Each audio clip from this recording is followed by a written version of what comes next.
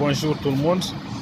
Comme promis dans ma récente vidéo d'hier, aujourd'hui nous allons parler de la Malaisie. Et pour les étudiants africains qui ont envie de venir continuer leurs études ici. La Malaisie est un pays situé en Asie du Sud-Est, un pays qui est majoritairement musulman. Donc le système éducatif est très moderne.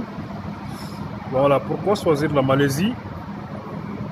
Bon, par rapport aux frais de scolarité, au logement et à la nourriture, je dirais que la Malaisie est moins chère par rapport aux pays européens et aux pays et à l'Amérique du Nord, s'il faut dire, au Canada et les États-Unis.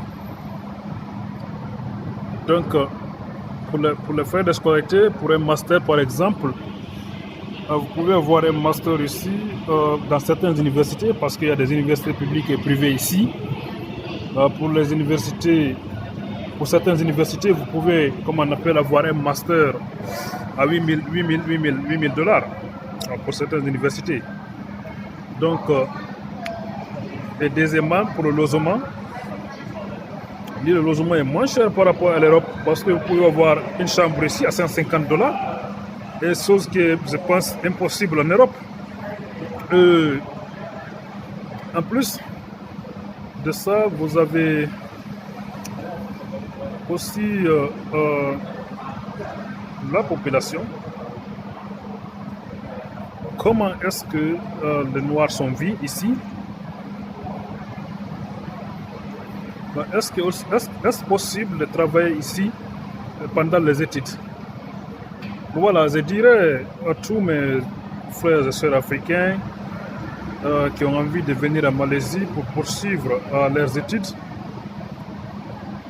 d'être bien préparés, d'être prêts, c'est-à-dire financièrement.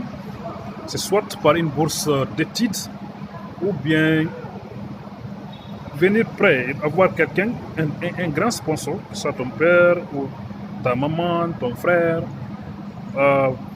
Comme ça, tu pourras bien suivre tes études, mais il faut enlever en tête que tu pourras travailler ici pendant que tu es en train d'étudier, pendant tes études. Donc, venir ici en tant qu'étudiant, je dirais que vous avez 5% de chances de travailler. 5% de chances de travailler. Donc, ça, il faut mettre ça en tête, il faut bien y réfléchir avant de venir. C'est pas possible de travailler ici pendant les études et pensant pouvoir, comme on appelle, subvenir à ses besoins, que ce soit primaires ou bien payer le logement ou les frais de scolarité. Je pense que ce n'est pas une bonne idée de tenter ça si vous n'avez pas vraiment les moyens. Et deuxièmement, par rapport à la population ici, bon, il y a 3 grandes communautés en Malaisie. Vous avez premièrement les Malais qui sont majoritaires et qui sont musulmans. Vous avez les Chinois et les Indiens. Donc, comment ils voient les Africains ici?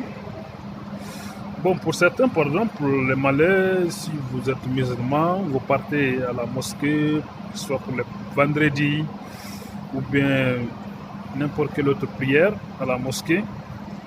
Vous pouvez vous faire des amis, mais pas des amis proches parce qu'ils évitent toujours. Pour la simple raison qu'il y a certains de nos frères africains,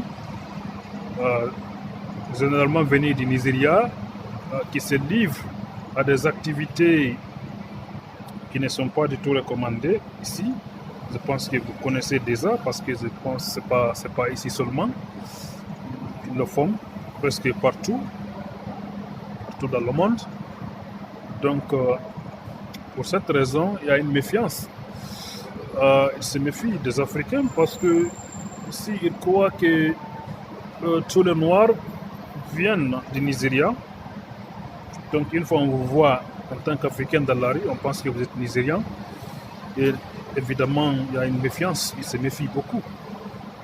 Donc, de ce côté, je ne dirais pas qu'ils ne sont pas accueillants, même s'ils le sont, c'est difficile de le prouver, parce que tout simplement, ils se méfient des Noirs. Ils se méfient. Pas encore. Par rapport aux études, ils ont un système éducatif qui est très très moderne. Il y a aussi des amis africains qui pensent venir ici par visa touriste parce qu'on leur a dit, une fois ici, c'est facile de rentrer en Australie. Je dirais à ceci que ce n'est pas vrai. Ne tentez pas ça, ce n'est pas une bonne idée. Parce que lorsque vous venez ici avec un visa touriste, aucune ambassade, les ambassades ne vont pas vous accepter. Vous ne pouvez pas rentrer à une ambassade ici avec un visa touriste. Et je dirais que c'est beaucoup plus facile de quitter l'Afrique pour l'Australie que de quitter la Malaisie pour aller en Australie. Alors ça, il faut le mettre en tête. En plus, il y a quoi encore? Il y en a aussi qui viennent, ils disent bon, il faut faire transit et comme ça. Mais frère, évitez ça. C'est pas une bonne idée parce que lorsque vous arrivez à être ici dans une situation irrégulière, c'est quelque chose qui est très très mauvaise. Parce que si on vous prend, on vous mettra en prison. Et ça aussi, ce n'est pas eux qui vont payer, comme on appelle, votre billet retour. Donc, ça veut dire que vous serez en prison tant que vous n'obtenez pas votre billet d'avion. Parce que ce n'est pas comme en Europe. En Europe, par exemple, si on vous prend en situation irrégulière, on peut vous mettre dans un avion pour vous renvoyer chez vous. Mais ici, je pense que le gouvernement n'a pas prévu cela. Lorsqu'on vous prend, c'est soit on attend jusqu'à ce que vos parents vous envoient de l'argent pour que vous puissiez vous retourner, ou bien votre ambassade ici, ou bien vos ressortissants qui feront, comme on appelle, des contributions, des cotisations pour que vous puissiez rentrer chez vous. Donc, ce n'est pas une bonne idée de venir ici avec visa touriste et se dire que je vais continuer, je vais aller en Australie.